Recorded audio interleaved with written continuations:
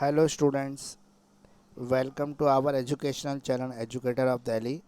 My name is Mukesh Kirar. Today we have discussed about the General English syllabus which covered BA LLB second semester.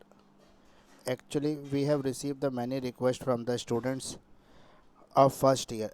They requested many times to sir please upload General English syllabus and the concept of the paper.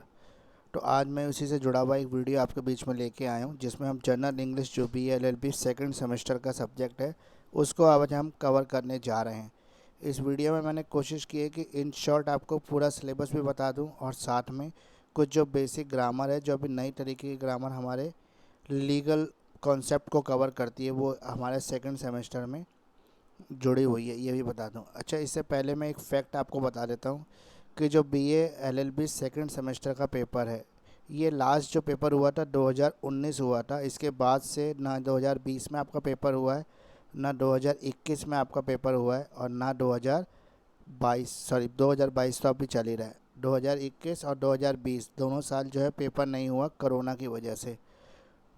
तो अभी इस बार जो है paper होने के पूरे chances हैं। Second semester का जो पेपर है आपका वो टलेगा नहीं, कैंसिल नहीं होगा। इसको बिल्कुल भी सोच के ना चलें कोरोना की वजह से पेपर जो है आपका कैंसिल हो जाएगा। पेपर का टाइम ज़रूर कम हो सकता है, ऐसा हो सकता है कि 1.5 घंटे का पेपर हो जाए आपका, जैसे अभी हुआ था आपके फर्स्ट सेमेस्टर में, लेकिन पेपर होगा ज़रूर। अब पेपर कैंसिल नहीं होगा, कोरोना वेरिएंट कितना भी अटैक करे या कोई भी तीसरी चौथी लहर कुछ भी आ जाए, लेकिन आपका जो एग्ज़ाम है वो पोस्टपोन नहीं होगा, ये मान के चलें। तो पहले हम स्लाइड में देख लेते हैं जो हमारे सामने सिलेबस है। B L L B second semester का ये सिलेबस है जनरल इंग्लिश का। पेपर कोड है 2001। पहला जो है वो common legal vocabulary in English का है जिसके अंदर use of the legal terms हैं, use of the legal idiomatic expressions हैं, प्रोवर्ब एंड स्टॉक सेइंग है यूनिट 1 के अंदर। यूनिट 2 के अंदर है foreign legal words and phrases, use of the legal Latin Maxim's, one word substitution. ये unit 2 के अंदर कवर हो जाता है। यूनिट 3 के अंदर है essay writing on the topic of legal interest. Legal interest यानी कि लीगल टॉपिक्स जुड़ा होगा आपका। जो एसे राइटिंग आएगी वो आपके किसी एक लीगल टॉपिक पे आएगी। फॉर्मेट, फॉर्मल और informal correspondence.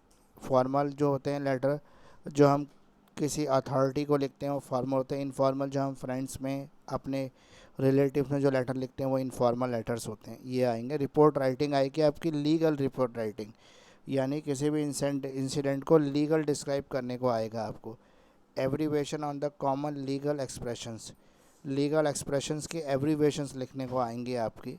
Study of literacy text, एक नावल है आपका डेविड कॉपरफील्ड का जो चार्ल्स डिकन्स ने लिखा है। ये काफ़ी अच्छा नावल है और काफ़ी फेमस स्टोरी है। इसके ऊपर काफ़ी सारी फिल्में भी बन चुकी हैं डेविड कॉपरफील्ड के ऊपर।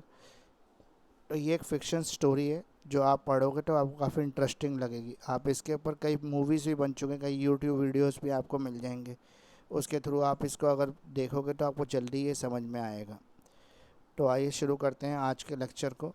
ये सिलेबस है जो मैंने पीछे आपको एक्सप्लेन कर दिया है, वही मैंने यहाँ पे वहाँ हाफ स्लाइड में दिया था या फुल स्लाइड में दे दिया ताकि बच्चों को प्रॉब्लम ना हो। आप इसका स्क्रीनशॉट लेकर अपने पास सेव कर सकते हैं ताकि पूरा जो सिलेबस है वो आपको पता लगे और उसी के हिसाब से आप पढ़ाई कर सकें। तो पहला जो हमारा यूनिट 1 के अंदर है वो use of the legal terms है। लीगल टर्म्स एक ऐसा वर्ड होता है जो लीगल यूज़ होता है और जिसका मीनिंग जो होता है वो लीगली डिफाइंड होता है।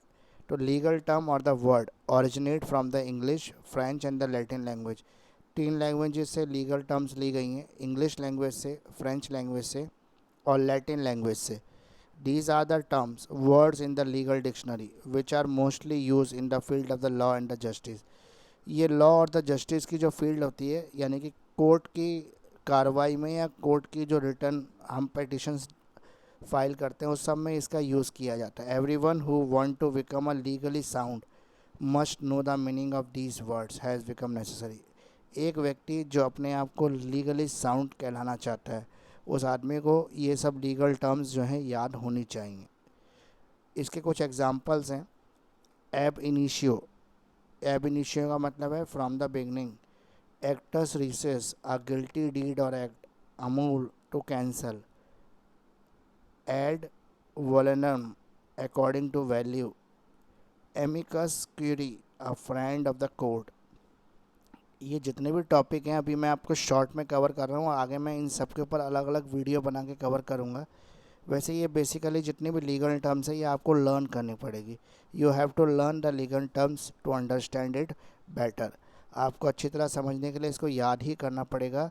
It is the only and the one solution is you will memorise the all the legal terms. आपको सभी लीगल टर्म्स याद होनी चाहिए, इसका एक यही फार्मूला है करने का और कोई तरीका नहीं। कुछ लोग कुछ कहते हैं कि हम आपको ऐसा शॉर्टकट बता देंगे कि आप किसी भी लीगल टर्म का मीनिंग जो है इजीली लिख पाओगे, तो ये सब बेवकूफ़ बनाने वाली बात है।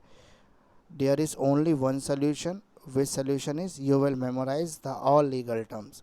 There is unlimited legal term, but 100 and 150 और maximum 300 legal term if you learn then you easily attempt your exam. सिर्फ 150 से 300 लीगल टर्म अगर आप लर्न कर लेंगे तो आप इजीली वो एग्ज़ाम में अपना पेपर अटैम्प्ट कर पाएंगे। Use legal idiomatic expressions. Legal idiomatic expressions क्या होते हैं? Idiomatic expressions are a type of informal language that have a meaning different from the meaning of the word in the expression. यानी कि एक ऐसा group of word होता है ये जिसमें इस पूरे होल जो ग्रुप ऑफ वर्ड है उसका मीनिंग कुछ डिफरेंट निकलता है उसके वर्ड के मीनिंग से। यानी कि उसमें जो वर्ड्स कवर हैं उससे मीनिंग उसका डिफरेंट होता है। जैसे पहला है होल्ड योर टंग। होल्ड मतलब पकड़ना, योर मतलब तुम्हारा या अपना, टंग मतलब जीभ। यानी कि अब लेकिन इस पूरे फ्रेज़ का मीनिंग क्या निकला? पूरे फ्रेज़ का मीनिंग निकला this item doesn't actually mean that you should stick your fingers in your mouth and grab a hold of your tongue.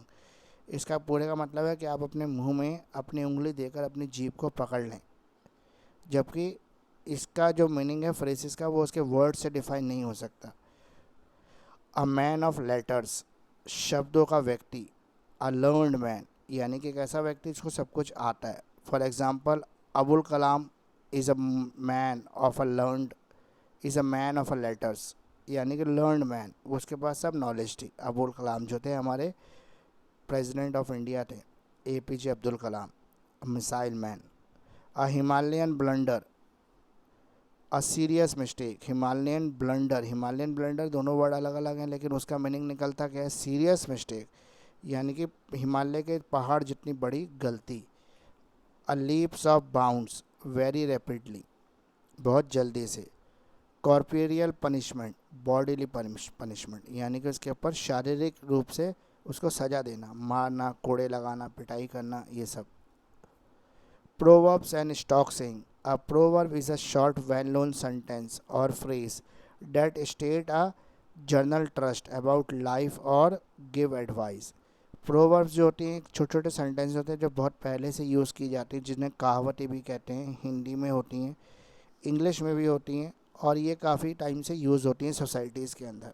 A proverb is a short sentence that the people often quote which give the advice और tell you something about life. जो advice देती हैं आपको life के बारे में कुछ बताती हैं। A little knowledge is a dangerous thing, छोटी जानकारी होना खतरनाक हो सकता है। Blood is thicker than water, खून जो है वो पानी से भी पतला है। एवरीथिंग हैज़ एन एंड, हर चीज़ का अंत जरूर होता है। ओल्ड हैबिट्स टाई हार्ड, पुरानी आदतें नुकसान पहुँचा सकती हैं। You can't tell a book by it cover, आप एक बुक को उसके कवर को देखकर अंदाज़ा नहीं लगा सकते। Foreign legal words and phrases, foreign legal words और फ्रेजेस हैं जो इंग्लिश में यूज़ होते हैं। Some common foreign legal words and phrases are often use in the English, कुछ फॉरेन लैंग्वेजेस से लिए गए वर्ड हैं जो इंग्लिश में यूज़ होते हैं। For example ab in state in the civil law, a priori an argument based on the analogy, auter droit the right of another, de facto in actual fact, Eurato on the way to। Use of legal Latin maxim, legal Latin maxims क्या होते हैं? Legal Latin maxims are the drive from the Latin, French and the English languages which are used in the legal language, drafting to propound some formulas and doctrines. For example, a verb legis non est residum, legal makes no deviation. Actio personalis moritur cum persona, a personal right to action dies with the डेथ ऑफ द पर्सन। यानी कि ये कुछ ऐसे phrases या सेंटेंसेस होते हैं जो दूसरी फॉरेन लैंग्वेजेस से लिए गए हैं लेकिन लीगली साउंड है, यानी कि लीगल वर्ड्स हैं जिसको आपको लर्न करना पड़ेगा। There is only one solution, मैं पहले ही बता चुका हूँ, सिर्फ इसका एक ही तरीका है कि आप इन सबको रट लें, याद कर लें, मेमोराइज़ कर लें। There is only the one solution, you will memorise the all the phrases and the sentences and all the words which are taken from the different foreign languages like French, English and other languages word and Latin language। One word substitution, एक word पूरे phrases के लिए। और return statement given on oath, एक return statement जो oath के समय ली जाती है उसका एक वर्ड में बोले तो वो होगा affidavit. List of matter business to be discuss in a meeting, उसको बोलेंगे एक वर्ड में तो होगा agenda. One who provoke the disorder in the state और one who does not believe in the government, anarchist. Absence of government, anarchy. Person unable to pay his डेब्ट, bankrupt. Speaking और using two languages, bilingual. तो इसी के साथ मैंने English का जो आपका ग्रामर वाला पोर्शन था वो पूरा कवर कर दिया। तो आप मेरे साथ जुड़े रहिए, मैं इन सब के ऊपर एक अलग अलग वीडियो करके और आपको पूरा जो है वो 150-300 जो हमारे लीगल वर्ड्स होते हैं, लीगल आइडोमिक्स हैं या लीगल फ्रेजेस हैं, वो सब आपको दे दूंगा अगर आप उतना कर लेंगे, लर्न कर लेंगे। क्योंकि इसका एक ही तरीका है, मैंने आपको बताया कि आपको याद करना पड़ेगा, लर्न करना पड़ेगा, इसका कोई और सोल्यूशन नहीं है। अगर आप कर लेंगे तो आप इजीली एग्ज़ाम में अटैम्प्ट कर पाएंगे। तो थैंक्स फॉर वाचिंग, आपने इतना समय दिया। मैं इसके मार्क्स वाइज भी अलग करके आपको बता दूंगा कितना पोर्शन कितने मार्क्स का आता है एग्ज़ाम में यूनिट वाइज, ताकि आपको इंग्लिश में कोई प्रॉब्लम ना हो। और इंग्लिश वैसे काफ़ी ईजी सब्जेक्ट है और काफ़ी हाई स्कोरिंग सब्जेक्ट है। और जैसे मैंने आपको बताया 2 साल से तो पेपर ही नहीं हुआ है सेकेंड सेमेस्टर का, तो ये बहुत बड़ी बात है कि 2 साल से पेपर ही नहीं हुआ और बिना पेपर दिए सबको प्रमोट कर दिया। लेकिन इस बार ऐसा बिल्कुल नहीं होगा, इस बार कोई भी लहर आ जाए कोरोना के, आपके पेपर ज़रूर होंगे। हाँ, ये ज़रूर हो सकता है कि लास्ट टाइम की तरह आपका पेपर 3 घंटे का ना हो कि 1.5 घंटे का हो जाए, लेकिन पेपर होगा ज़रूर।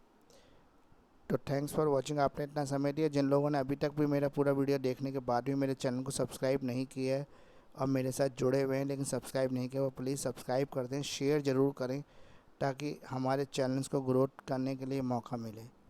तो फ्रेंड्स, आप सभी इसको सब्सक्राइब कर लें और बेल आइकन को भी दबा दें ताकि आने वाले वीडियो का नोटिफिकेशन आपको तुरंत मिले और आप इसका फ़ायदा उठा पाएँ। तो आप पढ़ना शुरू कर दें, अब समय धीरे धीरे निकलता जा रहा है और आपके मई में जो है एग्ज़ामिनेशन फॉर्म आ जाएंगे और जून में आपका एग्ज़ाम होना कंफर्म है। CCS यूनिवर्सिटी की तरफ से भी नोटिस आ चुका है कि आपके सेकंड सेमेस्टर के जो एग्ज़ाम है उसका एग्ज़ामिनेशन फॉर्म आपका जून में आ जाएगा। तो आप मेरे साथ जुड़े रहें और अपडेट आपको लेटेस्ट मिलते रहेंगे CCS यूनिवर्सिटी से जुड़े हुए BA, LLB और LLB के। तो इंग्लिश का काफ़ी बच्चों की डिमांड थी कि इंग्लिश का वीडियो डालें, तो मैंने आज इंग्लिश का वीडियो डाल दिया है और आप इसी तरह जुड़े रहें। आगे मैं इंग्लिश के और बाकी सब्जेक्ट्स की वीडियो डालूँगा। आप कमेंट करके ज़रूर बताएं कि आपको किस चीज़ का वीडियो चाहिए ताकि मैं आपको वही वीडियो बना के उसी टॉपिक का वीडियो बना के दे सकूँ ताकि आपकी प्रॉब्लम को सॉल्व कर सके। Thanks for watching.